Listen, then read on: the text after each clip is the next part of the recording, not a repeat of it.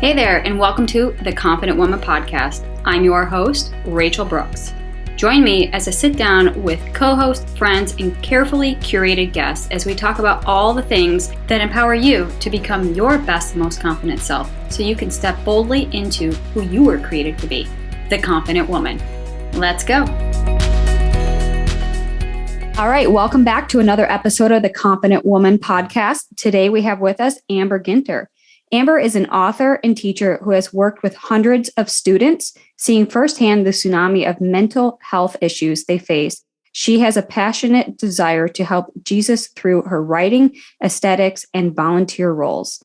Amber and I actually met casually through email, and I have been so impressed with her work that she is an up-and-coming author, and her work is so needed and incredibly needed at this time during our situations of what these past several years have really taught us. And I'm just excited to jump into today's conversation to learn more about Amber and more about her book and what kind of got her started in this. Obviously, with these past few years, it has taken a toll on all of our mental health and well-being. So we're going to dive in and to discuss further at great lengths about the importance of it and really having a solid foundation and how we can really fully embrace who we are and learning to help minimize that noise that a lot of us kind of go through in our mental and emotional well-being. So welcome, Amber. Hi, thank you so much for having me, Rachel. Yes, I'm very excited.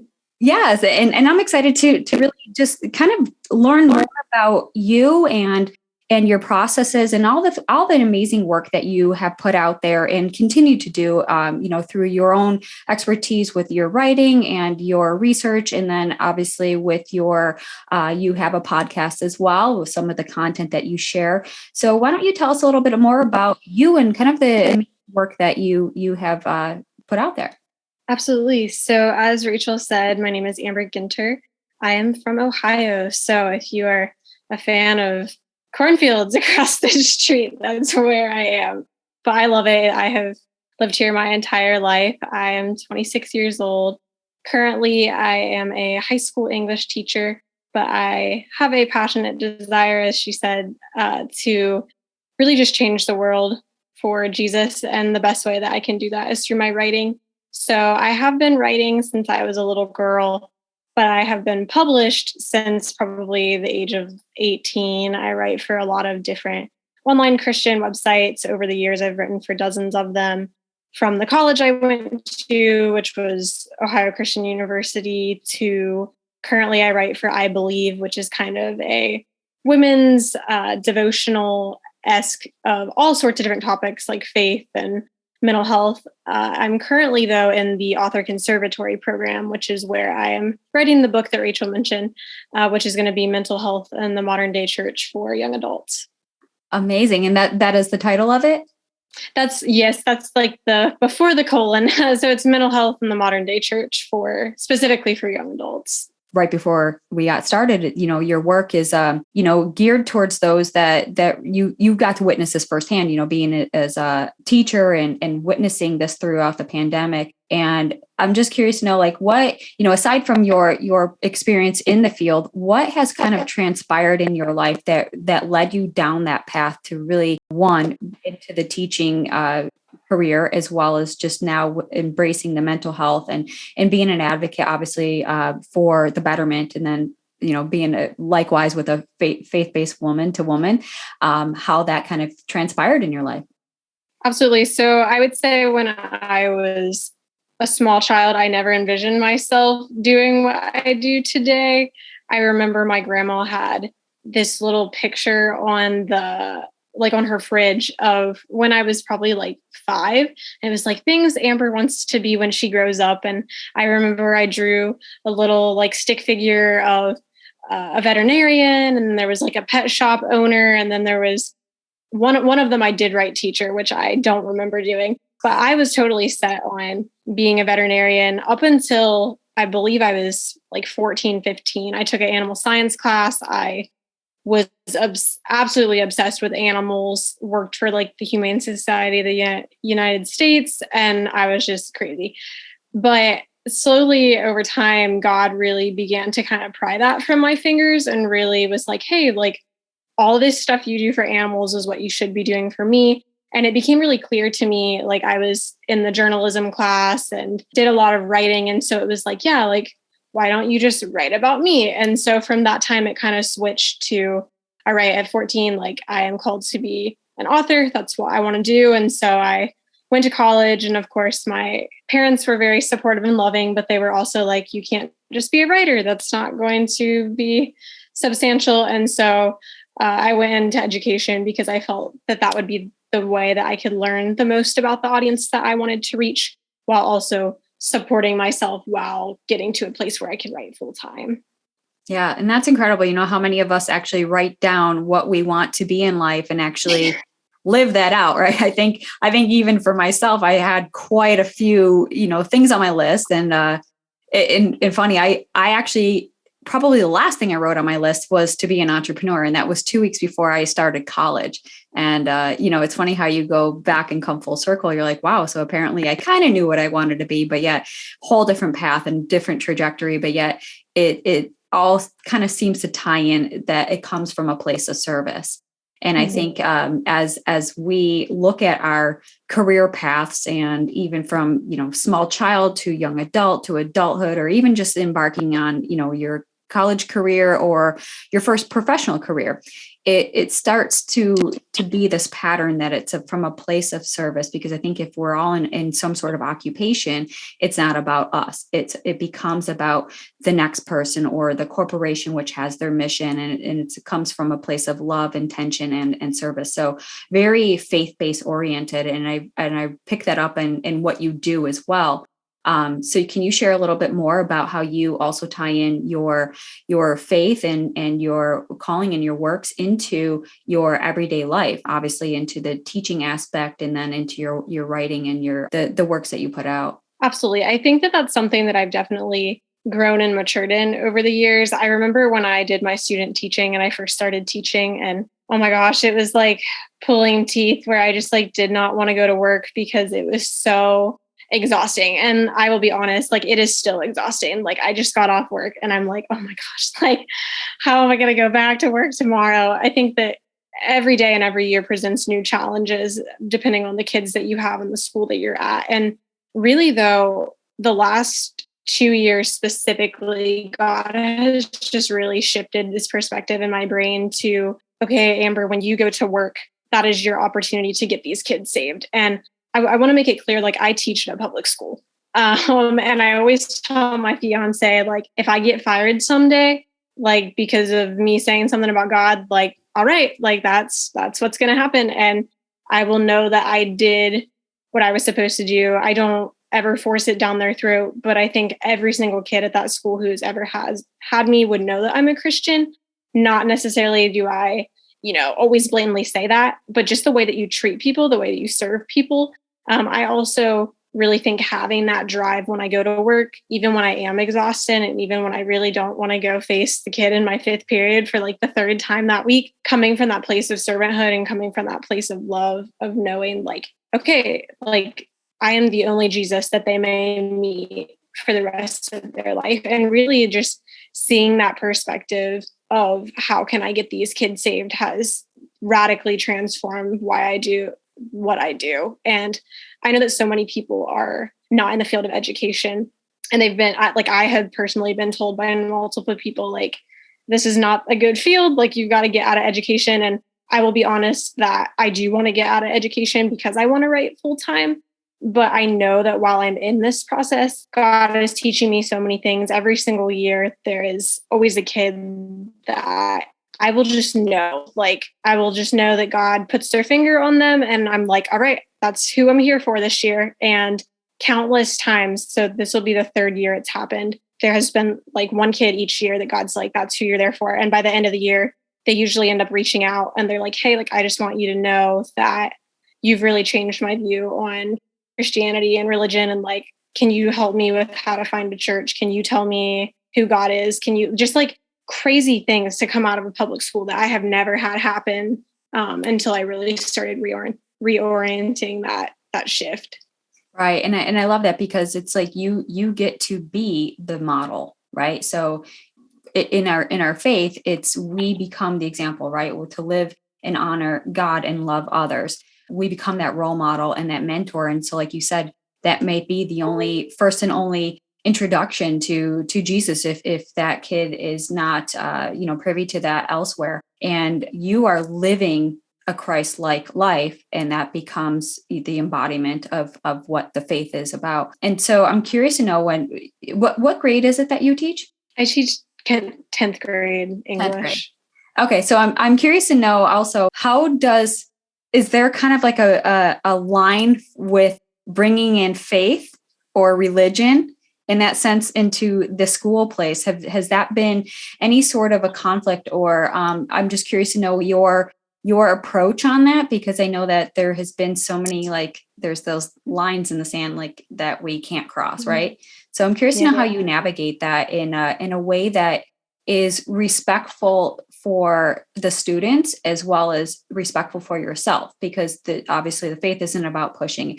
And for those who are listening who may have not encountered Christianity, and in a whole, Christianity isn't a religion, it's a relationship.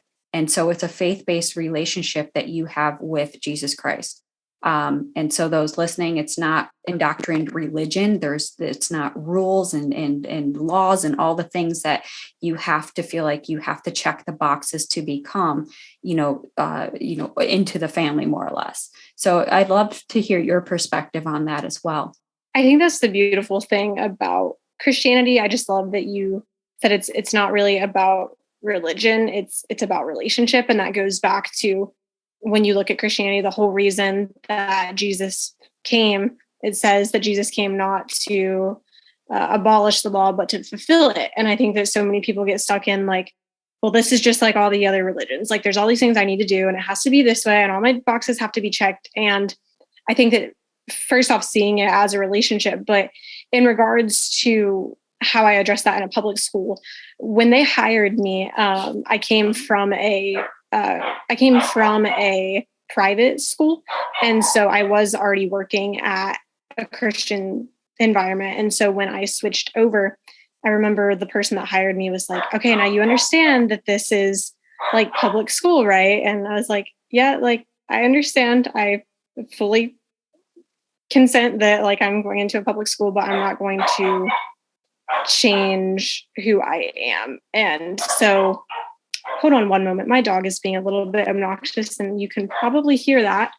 Yeah, no, but this is all part of the live podcasting, right? I mean, things happen and we've all been at home for actually going on several years now, it feels like. And so this is just the realness of what happens when we do podcasting and we are everywhere in the world. Like we're tapping into different countries, different cities, different connections. And, sometimes just the reality is that we got dogs barking, we got doorbells ringing, we got life happening. And that's the realness that this podcast brings. So no worries on the dog. And so, yeah, carry on with that. Yes. He is, for those of you who won't see the video, he's now joining the session. So I think that, when they hired me, they said that, okay, this is public school. Do you fully acknowledge? So for my personal experience, this is how I handle faith in a classroom is the first day of school, I do a PowerPoint to introduce who I am. And I just blatantly say like, my name is, and then I tell them the story that I grew up in. And I say, like, I'm a Christian. Like I say that day one. From there on out, the materials that I teach, I thankfully, like this kind of just happened. The content for sophomore year is very like faith-based. So I teach Night by Elie Wiesel, which is about the Holocaust, and he believed in Jewish mysticism. And so I do a huge like compare and contrast of different religions around the world and how faith, no matter what type of faith you have, can get you through a situation. I teach To Kill a Mockingbird, which is all about racial segregation. And so there's a ton of like religious undertones in that. And so I'm just really blessed with the content I teach. But I think going back to where you said that it's about relationship, not religion, that's really how I try to present Christianity in a public school, is just being who I am and being the way that I think that Christ calls us to be, and just like acting in that kind of mannerisms, and saying like, hey, like, yeah, like when we talk about Jewish mysticism, I'll say, well, I'm a Christian, so like, here's what I believe, but like, you're entitled to your own opinion, and I'm not going to tell you what you should or should not like do. And I think it also helps that I run like the Bible study FCS group at the high school. And so they all kind of like get to know over the years, like who you are and what you're made of. And I think to anybody that is in that situation, like I would just encourage them, you don't have to push the boundary. You don't have to necessarily like do anything that's going to get you fired. Just being yourself, just doing the things that Christ would have you do. Like one very, very simple thing I do is every year I write every single kid that I have a personalized note, like handwrite it with their name, basically pointing out something that I really appreciated about them in my class. Even for the little nuggets that I cannot stand, you just write something positive to them. And that has made a world of difference. And I think that's something that Christ calls us to go that extra mile. Right. And I love that you really meant, you honed in on, you're just being Christianity, or like your faith or your job or your relationship status, whatever that is, it's all unique to who you are, Amber, as the whole embodiment. And I love that you bring that element, regardless of, into the public school, but yet you're confident in knowing your identity, that where it's found and where it lives. And you don't put a mask on it. You don't pretend to be something different. And I commend you on that, because there's many individuals that are maybe on the fence, because I'm pulling from my own personal experience where I felt like I had to wear different masks for different things because I was afraid to show different pieces of me, because I didn't know how it would be received. I didn't know how it would be perceived. And I didn't know how it would just be accepted into the place or the situation that I'm in. And I love that you at 26 years old, and I'm sure, well before 26, you already had that strong confidence in who you are. And you brought this in and said, take it as, for who I am. I'm coming from a Christian or a private school to a public school, and I am a Christian woman. So there'll be pieces of me that bleed into this, just as, pieces of my belief system elsewhere outside of my faith will bleed into what I do, because it makes up all of me. And I love that you do that. And so now you're working with, 15-ish years old, 15, 16 years old in the 10th grade. And so that is typically your Generation Z and millennials, right? So I'm curious to know why are Generation Z and millennials more likely to face mental health issues than any other generation? Because I know that this is your expertise and you're right there in the field. So you have a firsthand take on everything here. This is definitely my wheelhouse. I love talking about mental health, and I love talking about that generation. Specifically, I love that age because it's a very impressionable time. It's where I really struggled, and it's where my personal story and struggles began. And so I think that when I was 14, 15, 16 years old, I like to tell people that I was the minority. So I think that when I was going through anxiety, depression, my crazy family, all of this mental health chaos, nobody else really would verbalize that they were going through that. Like, it felt like nobody talked about mental health. It was something that you didn't mention. It was taboo. And so today, as an educator teaching that age and that grade, every year I assign like a personal memoir where I actually get to know them. And it's every other single paper and student is, I cut myself, I have an eating disorder, my parents got a divorce, I have anxiety, I have depression, my dad committed suicide, like just every single student. And so I went from the minority to now it's the majority. And it's like, why in the world is this happening? And really, obviously, I think we can say that mental health issues have been around for decades. We think about things like the Holocaust, the Russian Revolution, the Great Depression, World War II. And then recently you think about like COVID-19, there's earthquakes, there's people stabbing each other, mass shootings, large scale world events. And it really boils down to that age group, the adolescents, do not know how to cope appropriately. It's evident that all those things, anxiety, depression, OCD, are like worldwide number one, number two problems. But this is the first time in the world where we've gone from a place of, everyone's connected and everyone's in everyone's business to really they're left isolated, they're confused, they're alone. It's a very technology obsessed world, especially for that age when they had to go on school, like online or, COVID.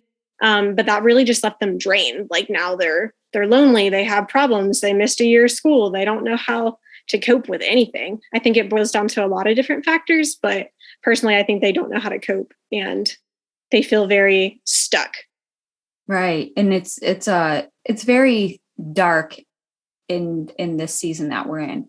And I think that, having individuals such as yourself and we're seeing more of a mental health awareness movement that is happening, which helps break down some of the stigma and taboo. And it's opening the door more or less for conversations. And, when we start showing up and it's not like, we're just dumping our problems, but yet it becomes a place where you can feel safe and secure to actually discuss the issues at hand. And it's not like you said, you were somewhat of the minority because you were open about those issues that you were struggling with, the things that you had to overcome. And for those who haven't actually experienced that or almost given themselves permission, whether themselves or by society, to openly embrace that and knowing that they're not alone, knowing that their degree of anxiety may be something similar to yours or different. Like not everyone has the same, even though we can say, oh, well, that individual has anxiety, that one has OCD, everyone has a different spectrum of it because it's all related to that individual's unique experience, to what triggers and re-traumatizes those issues that are recurring. And so having that openness and that space where, now we're seeing more of it in this collective online space where we have so many different mental health advisors and counselors. A couple examples would be like Better Health and Talkspace. I believe those are the ones. And so we'll link a few of those references in our show notes as well. But, having somebody out there is better than having nobody. And I remember we have a different age gap between you're 26 and where I'm at. And, we grew up in different generations and very much was similar to my upbringing as it was for yours. And I'm, just curious to see where this Generation Z and millennials will then have their baseline of what is acceptable for the next generation and the next generation to come. For me, it was, we didn't talk about anything. I mean, you weren't even allowed to show emotion or talk about things because really there weren't even words to articulate. It's almost like, when you're maybe learning a new language or you're speaking to somebody who speaks a different language and they say, I don't know if if there's a word for that in your language, right? So, and you're kind of wondering like, well, how do you not have a word for that? It literally is what you can, or what it feels like trying to explain mental health in the issues at hand when you don't have words, but yet you're crying out for help, but yet they're not picking up what you're putting down. And then because it's not coming out and you're not getting the help and you're not getting the support and you don't even have the words to articulate it, it seeps out of you in different areas. And that's where we start seeing the anger, the bitterness, the resentment, the hatred, the self-loathing, the self, sabotaging. And it comes out in these mass shootings and stabbings and worldwide, because it's almost like this cry for help that we need to be really in tune to this. And it's not necessarily pointing fingers and blame, but it's really addressing the issue at hand, is that we as a world, this isn't even just a US thing, and it's not just a cultural thing here, it's worldwide. That is a pandemic that our individuals worldwide are struggling. We're struggling to articulate, we're struggling to battle the inner things that are happening, and how if we're not getting a grasp on that, it comes out externally. And so it never is the external, it's what's happening inside that we really have to address and bring awareness to. And so that kind of leads me to one of my other questions for you with your students, or just in the younger generation. What other dimensions would you say are impacting the mental health of these individuals? Do you foresee this as getting better or worse as a grand scheme of things, right? The wholeness of it. Do you see that we're on a trajectory for improvement, or where do you kind of see us at? I believe that there are multiple dimensions that can impact your mental health. I strongly do not like when people say that, well, like that's just that's just their anxiety. They're just mental. They're just whatever. And it's like, there's so many different factors that influence what we go through. And especially as a teacher, seeing that in your student, there is never a reason that a student's just going to show up in my room and like throw their stuff and put their head down. It's like, no, like you have to learn to see behind, like what is actually going on. I feel that we are in a better place than we were decades ago from my research, that we are at least talking about it. I know when I was 14, like I really didn't talk about it. Because I was the minority, I think I felt very shut down, like, oh, well, nobody else is doing this. Like, okay, like, and that's really why I didn't get better, was because I didn't express that to anyone. I kept it under lock and key. So I think that we have gotten better at being more open and sharing. But it's really not until we realize that it's so many different factors, and that we also find our source of help in multiple places. This is not a one size fits all Band-Aid to fix everything. So for the different dimensions, you could find 5 to 10 to a billion based on how you search it. But in my book and in my research specifically, I've narrowed it down to 6 of them. So I would say the most important facets, and this is, you can analyze them in whatever order, but I think first it begins with your thoughts. So that's a lot about what you take in and your CBT, so cognitive behavioral therapy. Then you go to your emotions. So it's like, how did what I think make me feel? How did I respond to that? Those are 2 separate things that people don't usually realize are separate, but they are. From there, you usually get the physical. So your physical health, is it functioning optimally? Do you have health issues? Are you sleeping? Are you not eating enough? Are you eating too much? Are you exercising? From there, you go to your relationships. So it's all about, all right, who am I working with? Who are my peers? Who do I live with? You then get to your environment. And by environment, I mean your personal environment, not just, oh, I live on Kingston Street in Ontario. Like it's not just a place. It's not just where your house is in proximity. It's the people you surround yourself with, as well as the culture. And then it's finally your spiritual health and your spiritual life. I could tell you to fix all those areas, but if you tell me that you don't go to church, you don't have a relationship with God, you don't read your Bible, I think that there's this big divide of people who think those are the only things that are going to fix you. And I think that that's, while Jesus does have the power to heal people like this or to take it away, that's a really big misconception. I am a Christian and I still have anxiety. I still pray. I read my Bible. But just doing that alone, like that's not going to fix me. And that's why all 6 dimensions are highly, highly important. You have to seek that relationship with God, but God has given me the CBT. God has given me the counselors and the ability to see these are relationships I need to engage in or relationships I don't. Right. I love that. I love that you brought in, six different facets of that, and really how each one indirectly and directly plays off of each other, where when you're feeling a little bit of an imbalance in one of those, and it can almost exacerbate your, for example, say anxiety. And so when that feels like it's heightened and out of control, your emotional state becomes erratic, and your physical, you start, sweating or pacing or just heart racing. Like there's all these different pieces and components that play off of each other. And so when we are able to recognize that, we can, slow the process down or nip it before it can get out of control. And so again, just trying to curb that versus, directly stop it from happening, because I truly don't believe that we'll ever stop that from happening, because one, our bodies are just reactive to what had once been triggered or traumatized.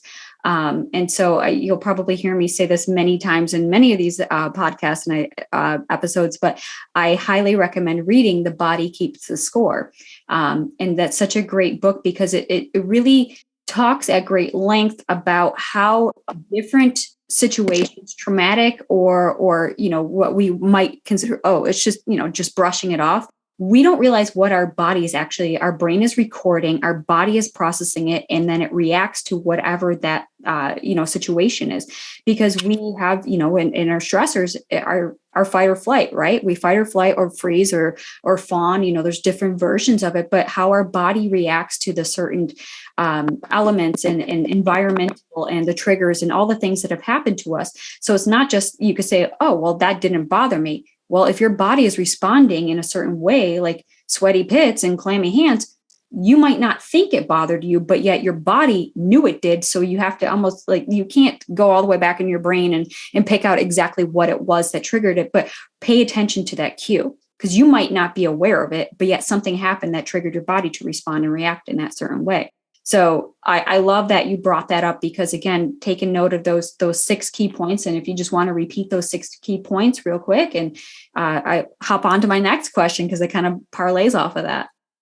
Absolutely. And I just have to say that I just love your take on that. And I will have to add that book to my reading list, because it sounds like it'd be really good just to read, but for my research. And to answer your question, the 6 were, so you kind of like how I remember it is I just think about the body, like when you were in health class and it was awful and you had to label the body. So I think about, you start with your brain, which is your thoughts.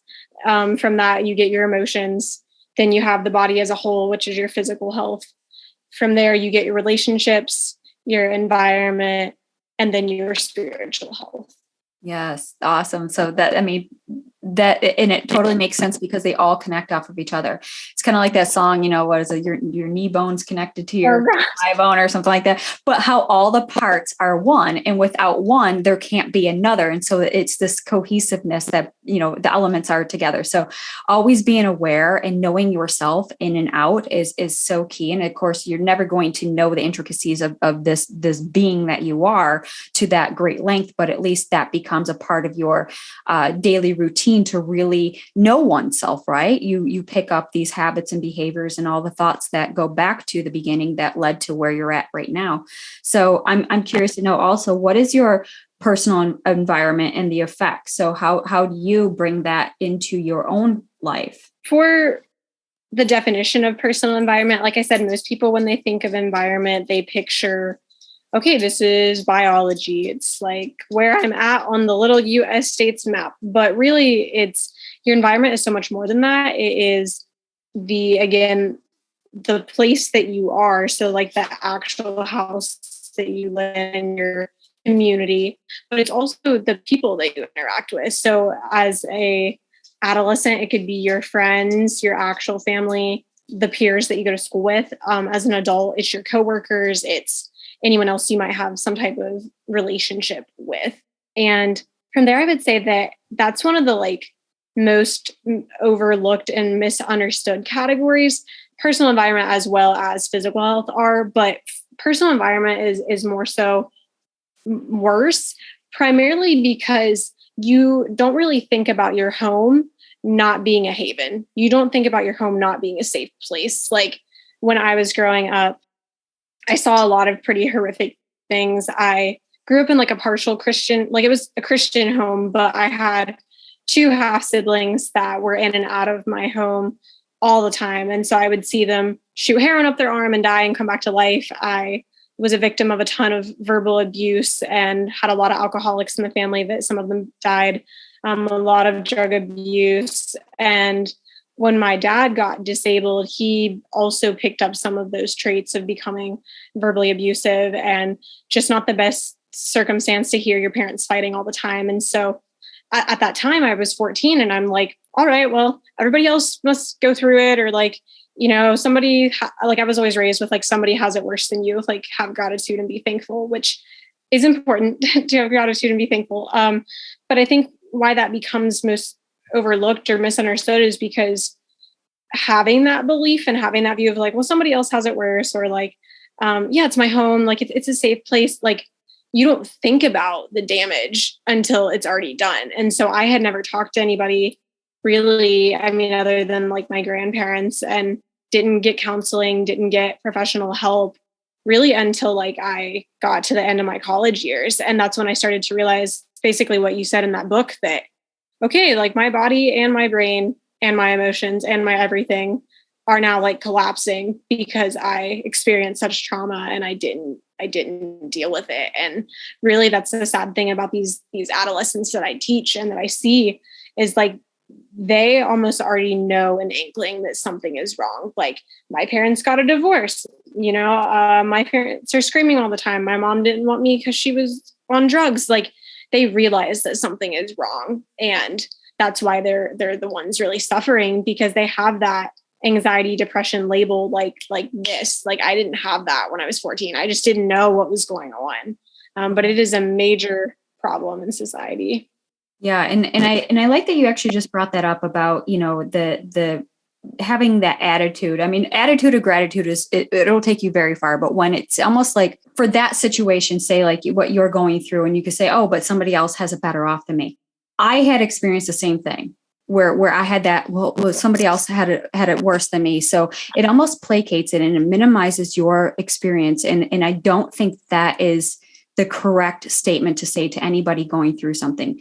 You can have an attitude of gratitude and be like, I'm grateful I'm alive. I'm grateful I'm surviving this, and that, I can live another day and give back and all the goodness that can come out of it. But when somebody, whether you're telling yourself that or you hear it from somebody else, it almost just seems so toxic. Like I can't even think of the word I'm looking for, almost like manipulative or like the word of gaslighting or something like that, where it just minimizes you. It's almost like, yeah, just be quiet. It doesn't matter. I'm not here to learn about it. And I don't want to hear about it because I got my own troubles, and just sit down and be quiet. And you know what? And I actually, as a young adult, when I was probably around 18 to 20, when I started to somewhat whisper out what I had gone through, because I didn't have a voice strong enough to feel confident that I could speak about the things that had happened to me. But I heard that as well. Well, who cares? Somebody else has it worse than you. Oh, this happened to you. Well, did you hear about so-and-so? And it just makes you feel so small and so insignificant. And it just diminishes your value and worth. And then it just shrinks you as to like, then why am I complaining about all the things that are hard? Let me just toughen up my skin and put on a brave face and pretend that it didn't happen. So I don't feel like, so stupid for speaking out about something that somebody else has it worse off. Right. It just minimized you. And that what you had said, I can totally relate to. And I think it kind of triggers me right now. I'm a little bit fired up because I needed me back then to say, hey, I get it. And you know what? That's a really crappy situation that you had to go through. And you know what? I want to be there to support you any way I can, not get over it. And, for anyone listening, if you've experienced that, truly know that whatever happened is not your fault. And, it's all the things that we can do in our life. We have to extend grace to ourselves and forgive ourselves for beating ourselves up for situations that, as young kids, it's beyond our control, right? We're not asked to be brought into this world or into the environment or our upbringing, which has really shaped us into who we are. I do believe that that's all part of our healing journey that is unique to each individual. And that's why bringing on guests such as Amber to talk about this, because it helps strip down some of the stigma and the labels and the taboos and all the scrutiny that comes behind, admitting when there's things that are just unsettled and things that we're struggling with and going through, that it doesn't make your situation any less than, and it doesn't make you any less than. So I just want to thank you for bringing up that point and kind of directing the conversation a little bit this way. So I am curious to know also, what are some of your go-to or ways that you empower young adolescents to encourage them to overcome some of the situations. So I'm curious to know, what were some of the coping mechanisms that you utilize that you now help support the youth of today? So I think that is something that there's never a one size fits all Band-Aid. So whoever is listening, please know that like you might try some of these and you're like, nope, doesn't work for me. And like, that's totally okay. Like I said, when I was 14, I didn't have that. I didn't have somebody saying, my grandparents were a wonderful source that were always like validating. And I'm so sorry you're going through that. I spent a lot of time at their house. And I think that's how I got some of my sanity. But I believe that like my top 3 things that I would tell people, the first thing is to, as an adolescent, like I would tell adolescents this, and I would tell somebody my age or your age this, really anybody. The first thing is, especially for mental health and for like an environment specifically that's you use the word toxic. Another word for like personal environment is like a slow poison. It's something like, oh, like you're slowly like drinking it in and you don't realize the effect it's going to have. So the first thing I would say is just set boundaries. I believe that we are called to love all people, even the difficult ones that treat you like crap or don't deserve that type of love, because living in a motto of like Christ, that I didn't deserve his love when he died for me. And so the first thing is to really set boundaries. And by setting boundaries, you're actually able to love people better. So for myself, my dad, like I mentioned, got disabled when I was 14. And so that really has turned him into a person that I know, like he's not acting as the person that I knew him as prior to that. And so because of all the medications and illnesses that he goes through, he is extremely verbally abusive. And I would often be puzzled, like, how do I show him love when he's hurting me? And that distance was really something that I learned that, okay, like, yep, I can tell he is in a mood today. Like, I'm going to go to Mommy Mo's house. That's what I call my grandma. And I just distance myself. I stay there for a few hours and come back in a few hours when I think that it's calmed down. And with my siblings, they would always ask me for money. Like, oh, Amber, I broke down. Can you come give me this money? And, I knew it was for drugs. I knew it was for whatever. And instead, like, nope, like, sorry, I'm not going to come, but like, I'll pray for you. And like, I love you. And I'm here if you need to talk, but I'm not going to give you anything monetary. So boundaries is definitely creating that safe space away from someone or that something. I think the second thing is probably my top thing, is that you have to reach out. And when I say reach out, that can be challenging depending on what age you're on, like age. But if you're in a high school or college, you can find free and low cost sources. Usually at a high school or college, they have counseling available. And then as an adult, if you have an insurance, they have counseling, or you can even find like free counseling online for people that don't have money or anything to be able to pour into it, because counseling can be expensive. So I would say I recommend counseling, but beyond counseling, you need to be vulnerable and talk to people that you trust. Like, please don't go just like share your story with Mojo down the road, because they might give you that response that makes you feel like they don't care, makes you feel unimportant.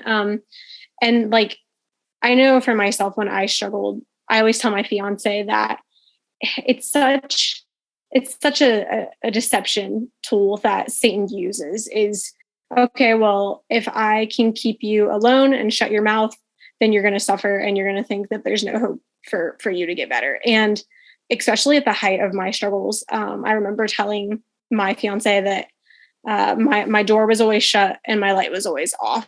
And that was when I struggled with the eating disorder. That was when I had anxiety, depression, everything. And it's funny because you think about darkness and it thrives in the dark. Evil thrives in the dark places. And it's not until you open the door and you let the light in that really any healing comes out of it. And that's what being vulnerable with people you trust, counselors you trust, and ultimately telling God all of those things that you tell the counselor and you tell the best friend. Because I think a lot of us as Christians or people that have faith, they kind of get this facade of, here's my makeup on, here's my pretty little picture, here's my ducks are in a row. And like, God is sitting there like, no, like take the makeup off, like break the mirror, show me, get angry, like tell me what's actually on your heart and in your mind. So I think that you set boundaries, you reach out to people, and then ultimately seek God's truth and remember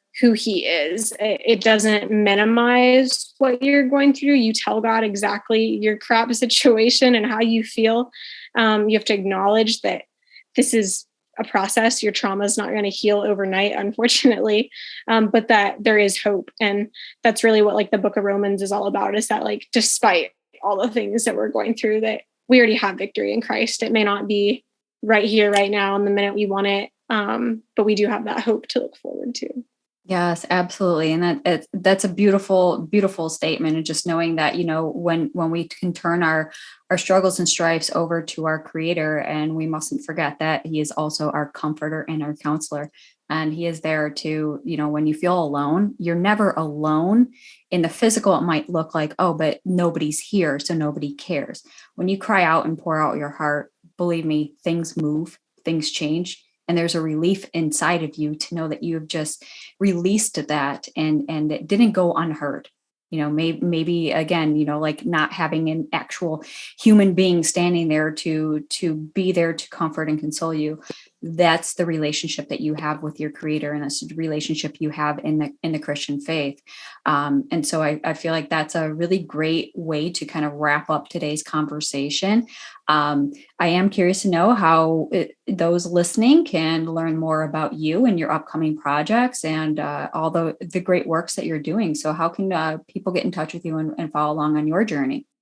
Thank you for asking. Yeah, I would love to have people ask me questions or find me on the internet. So I always laugh because if you type my name, Amber, and then my last name is Ginter, Ginter, into the internet, like 5,000 things will pop up because I'm just everywhere, I guess. But the best way to find me is, so you can follow me on like Instagram, Facebook, Twitter, all that stuff. It's just my name, like and then Ginter 1996. But I also have a website, and it's literally amberginter.com. And there's like a contact form, and it also lists all my social information on there, and people can ask me questions and all that kind of stuff as well. Awesome. All right. Well, be sure to check the show notes for all that information. And of course, the resources that we did mention in today's episode.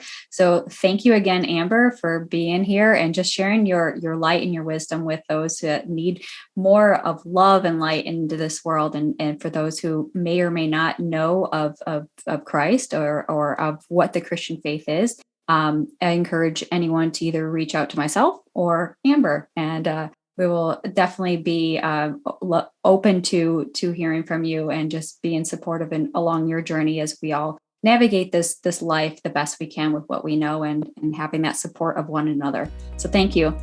Thank you so much for having me, Rachel. It was great to talk with you. Hey there. Thank you so much for joining me on today's episode of the Confident Woman Podcast. If you enjoyed today's episode as much as I did, please be sure to like, subscribe, and leave us a review. Thanks again for listening.